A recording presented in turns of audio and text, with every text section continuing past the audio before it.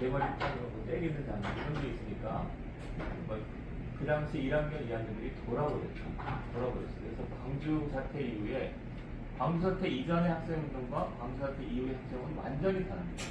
광주 사태 이전의 학생운동은 내가 이제 힘들기는 하지만 앞으로 먹고 살아야 되겠지만 나라와 민족을 위해서 뭔가를 좀 해야 되겠어 뭐 이런 거고요. 광주 사태 이후는 내가 저 새끼들을 다 만들지 않겠어. 내가 혁명가가 돼야 돼. 이런 분위기가 이렇게 바뀝니다. 그 다음에 84년 5년도가 또 뭐가 바뀌냐면은 졸업 정원제라는 게 있었어요. 그래서 정원을 한 30% 늘려놓거든요. 그 다음에 이제 베이비붐 세대라서 학생들이 무진장 많아요.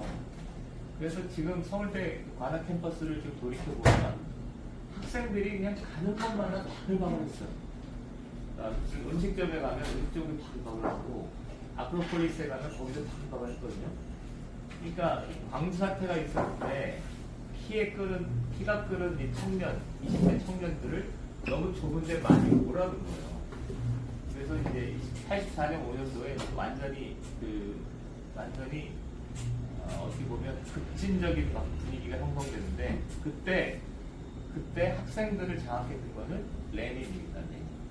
무슨 존 스튜어트 밀이니 토마스 제퍼슨이 이런 영국과 미국의 철학자들을 아예 거론도 안 하고 주로 마르크스 레닌이었습니다. 특히 제가 1학년 때 84년도니까 마르크스를 쭉 보다가 84년 말부터는 선배들이 주로 권하는 게 레닌의 책이었어요.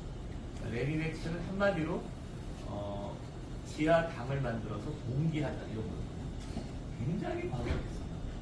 84년 5년도에는 그래서 레닌 흉내를 내니까 학생들이 무진장 과격했어요. 그리고 그 전에는 노문 싸움 같은 걸 하면 적당히 돌 던지고 이렇게 끝났는데 85년부터 화염병이 막 등장합니다. 화염병이 등장하면서 분위기가 바뀝니다. 예, 구호에 치고 이럴 때 정경들하고 충돌하면 돌을 던지는데 돌은 적당한 거리에서 던지니까 정경들의 입장에서 그렇게 위협적이지 않습니다. 화염병이 등장하고 이러면서 그냥 분위기가 확 달라졌어요. 84년 5년 정도인데, 자, 여기서 잠시, 전체 상황을 이해해야 되니까, 80년 광주사태가 나서, 사실은 이것도 역사의 왜곡이라고 보는데, 역사를 주도했던 거는 김영삼입니다.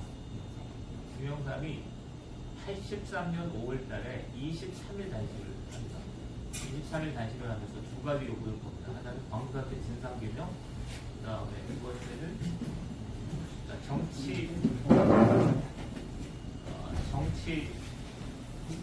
양김씨를 광주사태에 대해서 정치적으로 묶어놓은 상태이기 때문에 정치 해금을 해라, 정치 활동을 보장해라 이렇게 나섰죠. 이게 83년이고, 자, 기억이 나실지 모르겠지만 85년 2.12 총선이 있습니다.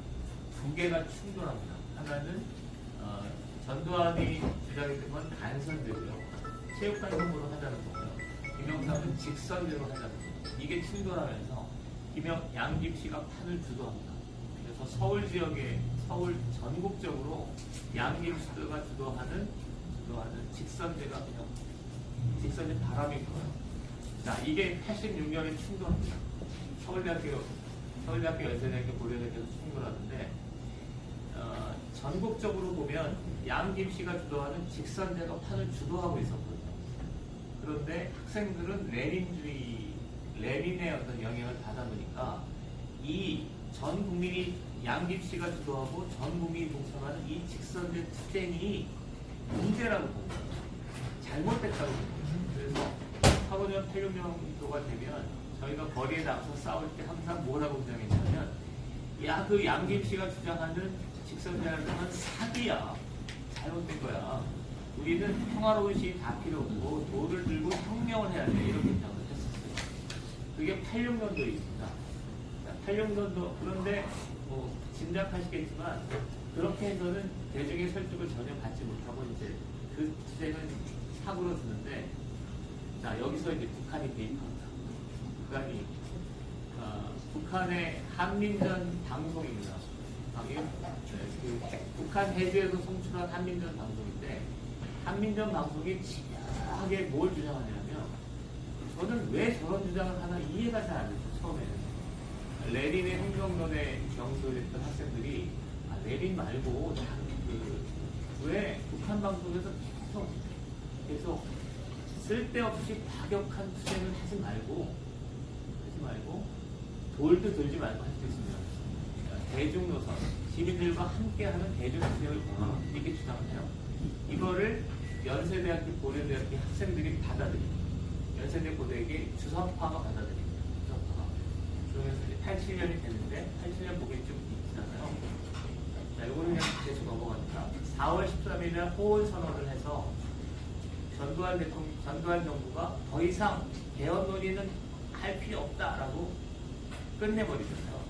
그래서 이제 정상적이면 체육관 선거로 노태우가 될 예정이었어요. 그런데 이거를 6월 10일 날 양 김씨와 제야 세력들이 그렇게는 못해. 직선제를 해야 돼. 직선제 투쟁을 시작합니다. 이게 6월 민주화운동이죠. 근데 이때 이제 양 김씨는 힘이 없었어요. 거리에서는. 양 김씨가 거리에서 뭘 하려고 하면 그냥 들어다가 정경차로 그때 붙여버리거든요. 할 수 있는 건 학생들밖에 없었어요. 학생들이 무슨 역할을 하는가에 따라서 운명이 좌우되는데 학생들이 그때 레닌의 행동론이 아니라 주사파의 대중노선을 걸고 거리에서 싸웁니다. 거리에서 싸우면서 그때 우리가 이제 옛날에 학생운동을 돌이켜보면 두 장면이 있거든요. 화염병 던지고 막 이런 장면이 있잖아요. 이건 레닌주의에 불리는 거고요. 그 다음에 반면에 이제 1987 영화 같은 걸 보면 막 손뼉 치고 막 이러잖아요. 이건 주사파의 대중노선. 이 흐름이 상황을 압도해버리고 같이 나갔는데 이 손뼉 치고 이 흐름이 상황을 압도해버리는데 지금도 제가 이제 인생 전체에서 단 한 장면을 고르라면 이 장면입니다. 범인들 때문에 어느 날 가서 한 300명이 나와서 거리 싸움을 하는데 우리는 그냥 이러고 있었어요. 근데 구름같이 그냥 시민들이 1000명, 10,000명 몰려들고 건물 위에서 10층보다 높은 건물에서 간호사들이 그냥 흰 손수건을 막 하는 거예요. 와, 그 장면이 제가 인생 전체에서 가장 감동적인 장면을 꼽으라면 그거였습니다. 그러니까 주사파 대중노선으로 붙잡은 학생들이 거리 이익과 결합을 하면서 이때 사실은 전두환도 평가줄 만합니다. 저 버마, 홍콩 이런 데서 벌어진 것처럼 그냥 군대로 밟아버리면 되거든요. 아무리 그래도 군대로 그냥 짓밟아버리면 되는데 이 전두환 정권이 그렇게 하지 말고 6.25 직선제를 수용하고 대신 노태우 정부가 권력을 승리하고 그다음에 대통령 선거를 통해서 뭔가 하자 이렇게 방향을 틀죠. 제가 난생 처음 이런 얘기 처음 해보는데 전두환 정권을 긍정적으로 묘사하는 듯한 말인데 괜찮으신가요? 박수 한번 쳐주세요. 네. 저도 얘기하다 보니까 이게 그렇네 이런 생각이 이렇게 방향을 틀어버립니다. 그러면서 이제 주사파 대중노선이 거리 시위가 장악하고 이게 전두환이 호응하면서 사실은 멋진 장면이죠. 평화적 정권 교체가 어쨌든 이루어진 거예요. 그리고 학생들은 이게 이제 주사파입니다.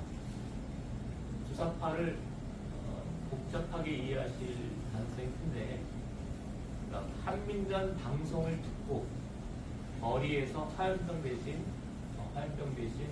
손뼉을 치고 대중노선을 걸었던 학생들이 강력한 시민과 결합을 하면서 그 다음에 만들어진 게 전대역입니다. 이게 주사파예요. 그래서 첫 번째 얘기에서 제가 하고 싶은 얘기는 그러니까 1987 같은 영화를 보면 사실은 굉장히 낯선 그러니까 저희는 86년, 87년에 한국민족민주전이라는 그 방송 문건을 그냥 들고 살았습니다. 그냥 무슨 몇 명이 돌려버린 게 아니라 학생회실 가고 그냥 여기 앞에 있었고 그걸 갖고 토론하면서 학생운동을 했거든요. 그래서 그런 정도의 영향력이 있었는데 결국 첫 번째 저기는 북한의 방송이 한민전을 통해서 영향을 미치면서 한국의 주석파가 탄생했다. 이게 첫 번째 제 얘기입니다. 자, 여기서 간략하게 질문을 한번 해보시죠. 다들 너무 너무 먼 얘기처럼 들리시죠? 하도 오래전 일이라서 이제. 근데 그때 저 유기부 선언 전에 있을 때 저는 좀 기억을 해요. 네? 소위 말한 네칼리다라고 제가 그때 회원동에 있다가 집이 면목동에 돼서 회원동에서 청계천 차를 타고 가려고 버스 이거 55번인가 타고 이제 오는데 그 학생들이 뭐 이렇게 유도를 한 것 같아요. 오세요. 막 유도를 했어. 그래서 우리도 그냥 갔는데 우리가 뭐 앞장을 쓰겠습니다. 그래서 저 한 3가 5가 서울상가 그쪽으로 좀 내려가고 막 쏘니까 이 학생들이 다 도망을 가버린 거야. 그러니까 우리가 맨 앞에 섰던 기억이 나. 그런데 그게 그때 내가 이제 큰아이가 다 태어나서 깐난이 했을 때인데 이게 그냥 집에 못 들어가는 거야. 체육가스가 들어와가지고 옷을 털어가면서 애가 집에 못 들어오지 못해 밖에서 한 시간 이상 내리 털고 그랬던 기억이 난다. 그때 진짜 아까 말씀하신 대로 그 일반 사회인들이 많이 참석했어요. 그 중에 저도 그 중에 한 명이었거든요. 근데 저는 그때 뭐 그렇게 그 경찰들이 학생들을 뭐 폭력으로 제압하고 그런 건 못 봤어요. 한 번도. 회원동에서 내려오면서 보면. 근데 지금 얘기 들어보면 뭐 그냥 뭐 곤봉을 하고 막 심한 폭행을 했다고 그러는데 나는 그거는 내가 뭐 극히 일부지만 내가 봤을 땐 그런 거 못 봤어요. 그런 경험이 있습니다. 지금 말씀하신 이렇게 얘기하는 게 좋겠다는 생각도 드는데 저희들이 저도 여러 번 했거든요. 무서우니까 서로 차도에는 있지 않고 보도 있잖아요. 보도에만 딱 있으면서 그러니까 전에하고 근본적으로 달라진 건 전에는 300명이 거리 시위를 나가면 어떻게든 빨리 차도를 점령하는 게 목표였어요. 차도를 점령하는 순간 교통 다 올 수도 있잖아요. 경찰이 올 수밖에 없잖아요. 경찰이 오면 경찰도 얘를 해산시킬 수밖에 없잖아요. 그래서 적당히 최루탄하고 화염병이 오고 가면 한 5분에서 10분 사이 해산한다거든요. 그러면 어떻게 되냐면 길 보도에 있는 시민들이 볼 때는 무서우니까 자기도 무섭고 또 최루탄에 부담도 되니까 그냥 그 상황이 학생들이 거리에 나가자마자 그냥 흩어집니다. 이게 8, 5년, 86년도 시위 양상이거든요. 근데 이게 레닌주의입니다. 학생들의 과격성을 보여주는 건데 북한이 그거를 아주 강력하게 틀어막아요. 하지 마라. 그렇게 하지 마라. 그래서 저희가 애초에 87년 거리 싸움을 할 때는 아예 도로에 점거하는 것도 좀 자제했어요. 길 보도에 이렇게 있어요. 보도에 있으면서 저희들이 했던 거는 몇 가지를 했는데 시민들한테 이제 같이 참여하자고 손뼉 치고 어깨동무하고 이런 거. 그 다음에 거리에 나가서도 조심조심 나갔어요. 그래서 몇천 명 이상이 될 때에만 거리를 점거하는 거고. 그 다음에 또 하나 뭐 경위적인 경우는 크래쉬 올려달라고 버스 기사한테 하거든요. 근데 그 명동성당 앞에서 크래션이 몇백 명이 크래션을 올려버리면 완전히 공포분위기입니다. 그렇죠. 그 분위기가 이제 뭐냐면 제가 하고 싶은 얘기는 그렇게 대중과 함께 하도록 자극했던 데가 어디냐.